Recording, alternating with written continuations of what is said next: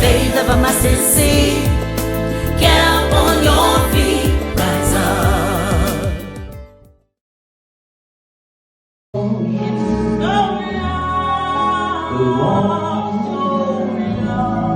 Very long.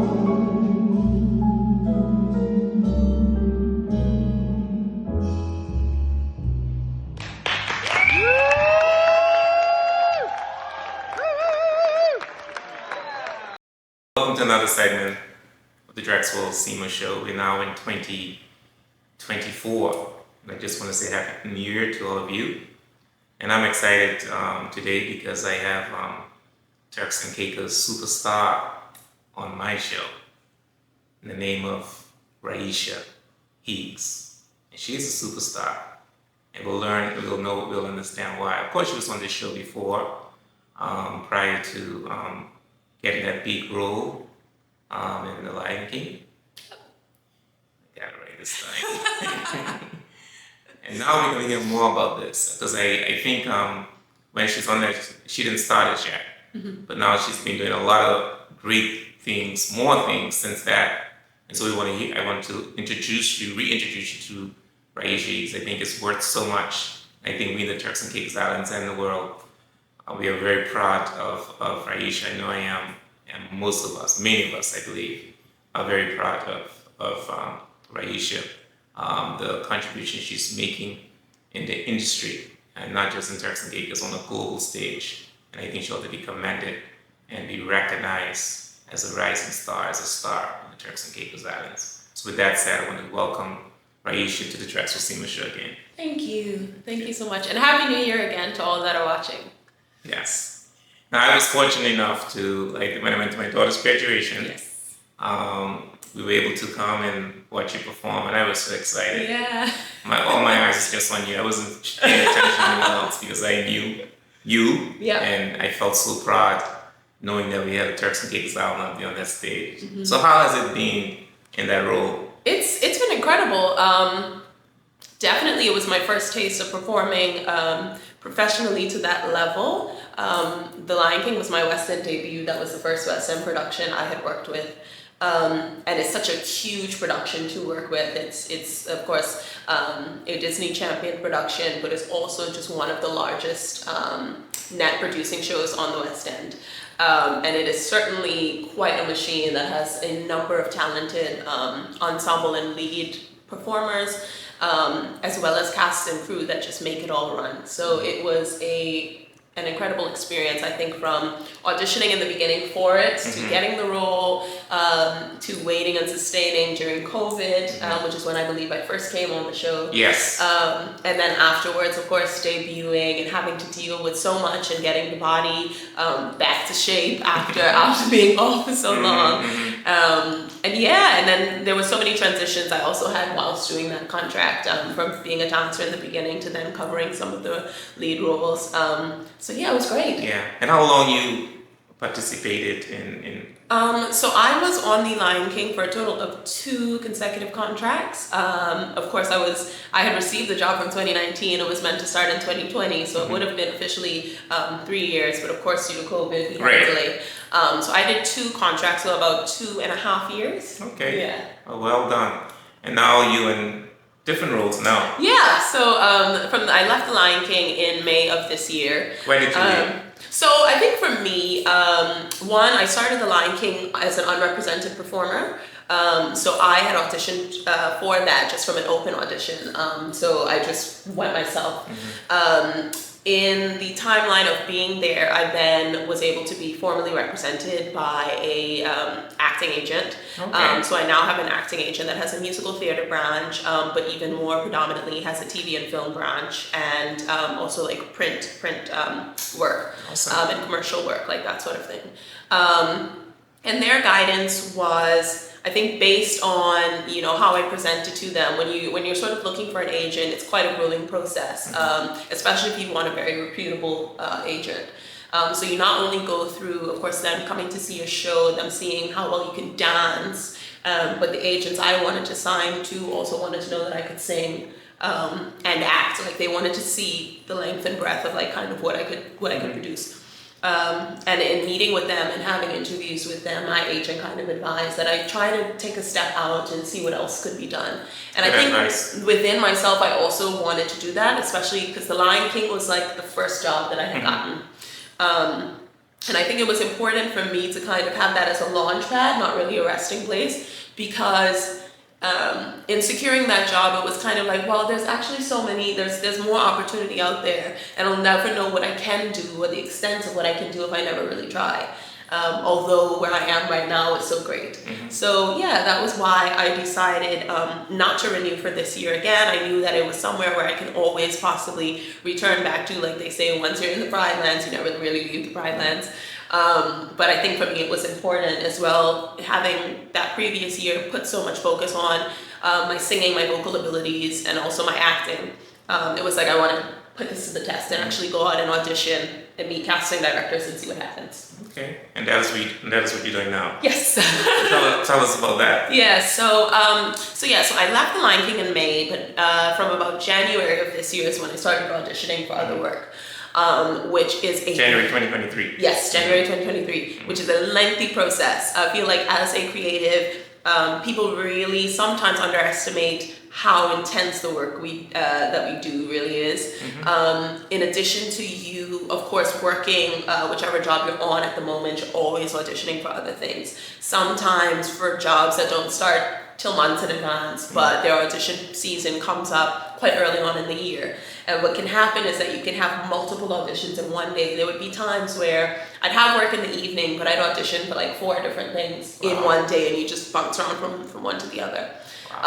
Thankfully, the agents that I have, they have fiercely gotten me into some of the best rooms, I would say, and have gotten me into, have given me some opportunities to perform for casting panels and directors that I inherently didn't think that I was ready for, but ultimately led to lessons learned that helped me to grow as an artist.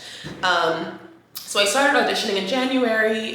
Throughout that time, I auditioned for a few different jobs, which ended up me securing 2 jobs by February, which was for immediately leaving Lion King. I did the Coliseum revival of We Will Rock You, which is the musical for the band Queen. So it's a musical not based on the band, but it features a wide selection of their music. And so in doing that, I was able to work closely with a sort of British comedic legend, Ben Elton, who wrote the script and was the director, and also Sir Brian May, who is an original Queen band member, and that was incredible. Wow. And what then an experience. Yeah, it was amazing. Definitely different to anything I'd ever done. It was more of like a rock-based musical. Was very challenging physically, dance-wise, but also vocally. And I think also prepped me for what else was to come, because it added some diversity to my CV that I hadn't had before. And then after that was when I auditioned for the world premiere of the Sinatra musical, and that was for the role of Billie Holiday, and I've done a lot of discussion of that on social media, and that's just because it was the first formal transition for me into stepping into being an actor-singer. Everybody knows me very commonly as being a dancer. That's, of course, like what I'm commonly known for. That's what I really do.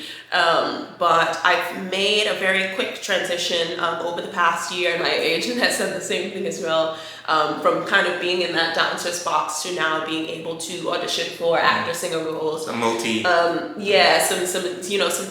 different stuff. And the Billie Holiday role was that, and was really my first taste at being an actor-singer. Wow. And that was fantastic. The audition process for that was incredible. Not only just for the panel of judges or the panel of casting and creative members that I auditioned in front of, but also that I had the opportunity to audition in front of Tina Sinatra, who's Frank Sinatra's daughter, which was great. And she was a part of the team that selected the individual actors to be a part of that gig. And that's come with so many different opportunities and so many firsts throughout my career, and having my own song and duetting, which I've kind of posted little snippets of online, actually having to act out a script, which is a very challenging skill to learn over time, but also doing some TV film work. We did in archival footage of the show, which required us, of course, to act to camera. So that was sort of my first opportunity of being on screen in that way. And yeah, that was a first, but also an incredible lesson learned, and I think added on to the journey. Everything that I've done this year, I think, has contributed to being a foundation for the thing I do after. Yes, absolutely. And it's been great to see how they kind of layer on top of one another. Yeah. I am excited. I mean, so all of these things that you do, it's we have to be in person to. Yeah. So for the most part, yes, most of it is in person. For the job that I'm now on, which is Hadestown, the original West End cast, which I'm super excited about, which is again, I think even further just stepping into actor-singer role, because that is there's movement in the show, but it is really, the demand is entirely on the vocal ability. And I'm understudying the role of Persephone, which is a incredible singing but also acting role, a very serious role as well, and it's the first of its kind that I think I really had the opportunity to understudy and shadow and perform at some point on the West End. And yeah, like that had to be in person, but parts of that I was in Birmingham because the world premiere for Sinatra was in Birmingham. Oh, okay. Yeah, so, and the auditions for Hadestown were in London. So I began the audition process in London, and where I could move back and forth, I did that too. But then there came a time where it would kind of be a little impossible for me to get there in time and get back for the show. So then you do what's called a self-tape. So you just kind of record yourself. Which is almost a bit difficult than being in person because it's quite hard to capture your personality, your light, your aura, whatever kind of gets you noticed in a room. It's very difficult to capture that on screen, but you kind of just have to make it work. So I know it must be very competitive. Yes. So I guess having an agent, gives you added benefits? Yeah, so I would say the main benefit of an agent is that, one, they're exposed to a plethora of different casting briefs. Got it. So they have access to a number of different job opportunities for you. And in some regards, some job opportunities won't be available unless you have an agent. So basically you wouldn't know about them yourself. Right, so it's like a network. Yeah. The agents have like a network. Exactly. So for example, Sinatra wasn't advertised in a public domain. I knew about that through my agent, and only, I believe, if you were represented would you know about it, because the casting director is responsible for the overall hiring and casting process for the actors. And they send the brief to agents, and then the agents submit their people there. But even in that, the agents will submit, let's say, firstly, if an agent has 20 people on their books, they have to go through and say, well, who do I think fits? Who do I think fits this? Who do I think can do this? And they'll say, okay, well, let me pick 5. So they'll pick 5. They'll submit 5, and the casting director will say, no, we'll take 3. So then they'll have to push who they sort of want, but also the casting director needs to look and say, who has the look I'm going for? Who has the resume to back it up? Who do I trust immediately? And who have I seen in a room before that has shown me something to impress me? Which happened this time with this job is that I had auditioned for the casting director previously at the end of last year, around this time as well. And he was the same casting director on this, so he kind of already knew me, which was nice. Yeah. And I know you mentioned too about we see the end product, but we don't know what all it's so much work involved. Yes. Very intense. So people watching this, like on average, I guess it varies depending on the type of show you have. But how many hours a day you spend working?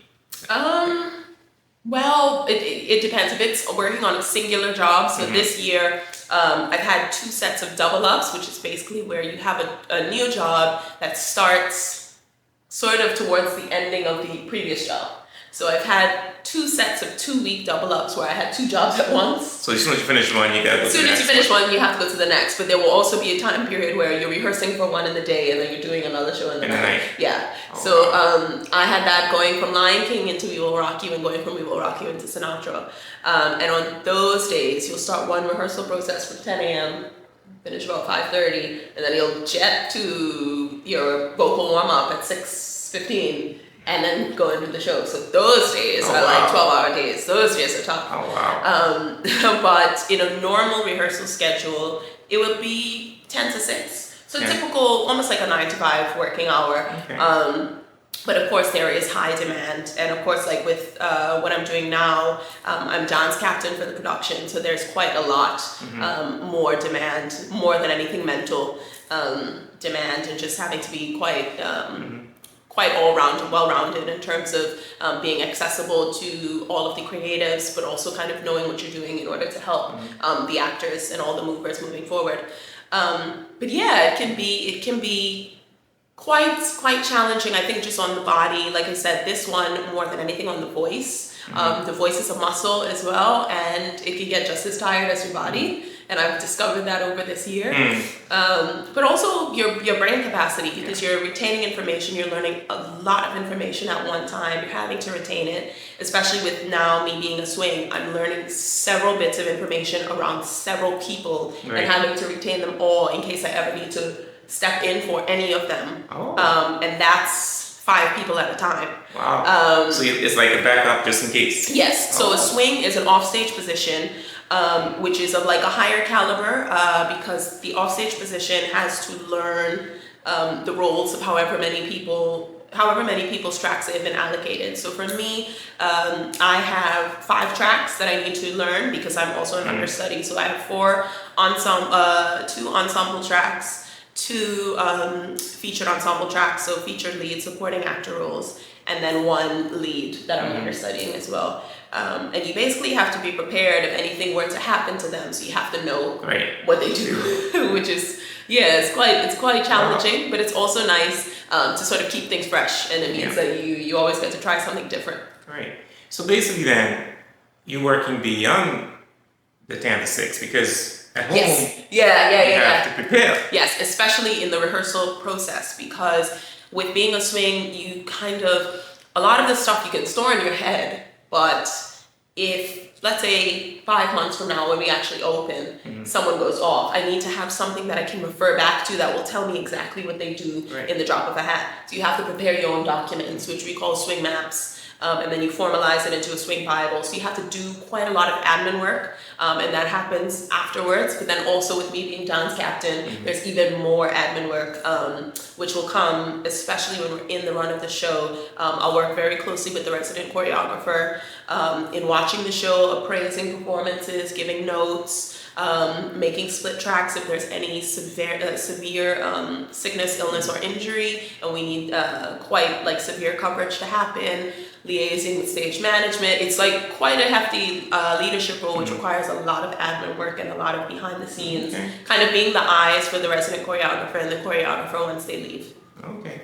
So what do you see yourself now, 5 years from now? What are your long-term goals? I think long-term, especially in seeing that over the past year, I've had such, I suppose, success, and I use that with a pinch of salt, but I've done quite well in terms of the transition from dancer into actor-singer. And behind the scenes last year, I've also kind of been wanting to streamline into TV and film, so I've done like some work with an acting coach, and moving forward, I think one of my aims would be I would love to branch into TV and film work, which I think is not an unachievable feat for me, and it's something that I've discussed with my agent, and hopefully, that would be something that occurs within the next 5 years, that I'd be able to turn on your TV and sort of see me on the Netflix or something. That would be great. I believe you will. So yeah, that's the direction I'm looking into going into. I'd love to get more into teaching, especially back home. Returning to doing my annual intensive. I think the main constraint has been time, especially with contract work.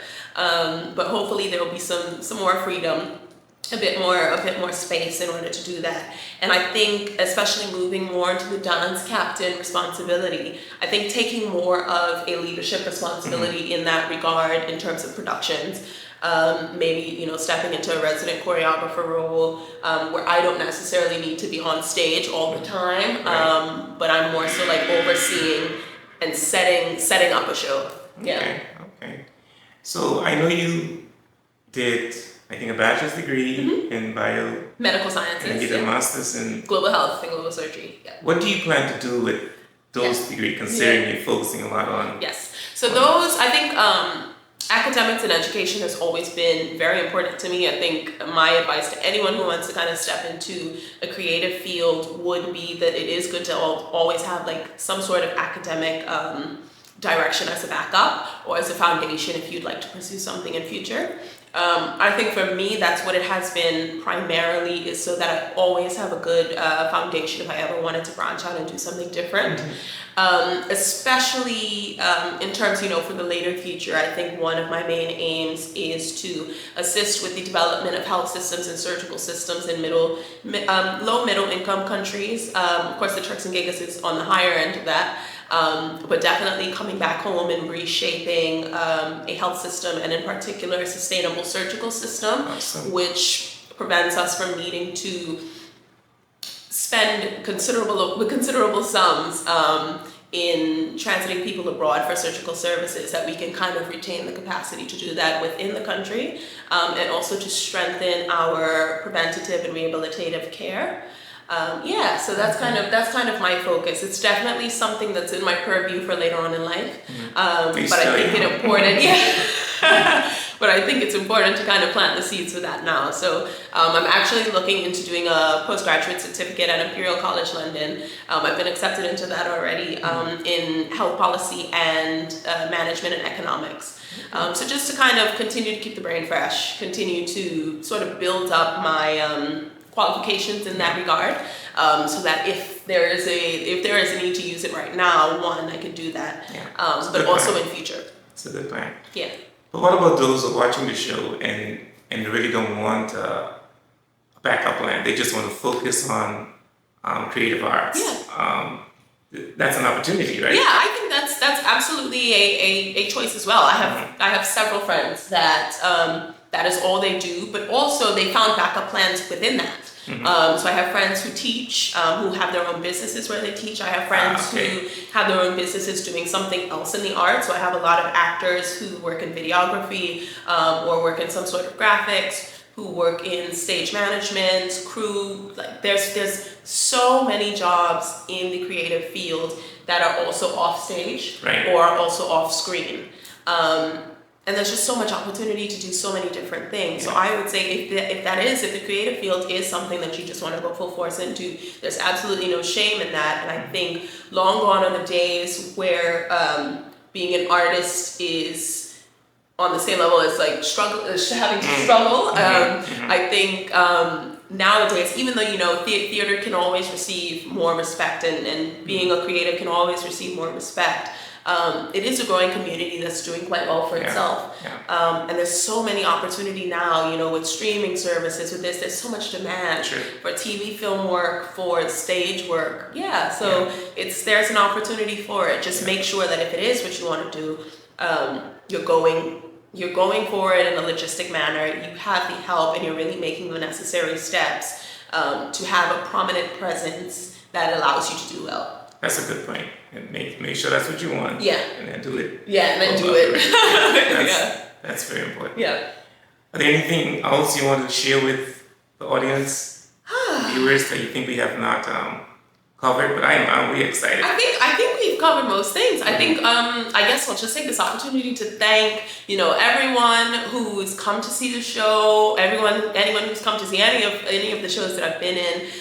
Anyone who's supported online. Of course, I have to thank my mom, because she's always keeping people updated on what I'm doing.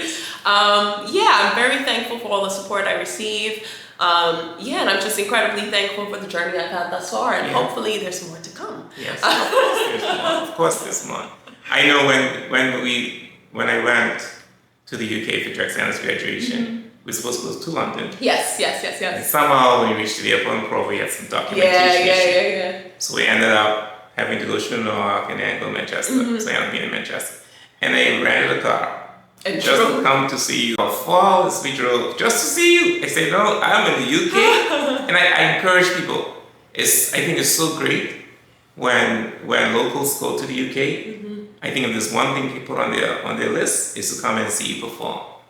I think it also you might not know they're there, but but the fact that they're there and I'm quite sure they'll share it on social media, I think it's nice to know you have the support. Yeah, and it makes a big difference, I think, because I think for people to kind of know what I do, or not even just me, to know what acting, singing, dancing is, metaphorically speaking, is nice. But I think for a person to actually come and see the caliber of what is done, I think can generate a lot more respect and appreciation for the arts and what they have the power to do. I was talking to someone recently and I said, you know, one of the powerful things about art and creativity and acting is that it can heal people without even directly speaking to what's going on in their lives. If I sit and watch Lion King and I listen to Rafiki sing the first word, the first set of Circle of Life, it already kind of makes you emotional, and you don't even speak the language, but there's something about it that speaks to you. That's true. And that's why people come to theater. That's why I watch movies. That's why we listen to music. There's so much power in being exposed to that sort of thing. And I think especially seeing it and seeing someone that you know on some level doing it, it just shows that there's so many possibilities, because then you think it's not just about me or whoever's on stage, but there's also an entire set of people behind the stage that are making this work, and there's just so much opportunity. So it's great to come and see, just expose yourself to the plethora of opportunity that there is within the arts, and just the caliber of excellence that is in the arts and is in theater and in TV and film, and Well, I was impressed.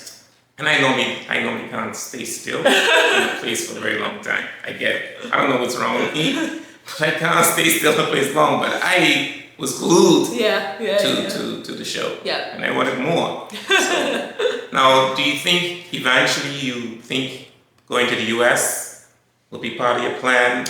I know, you know, there's always talk. There's the West End, of course, and then there's Broadway, and they're very similar. They're just in two different places.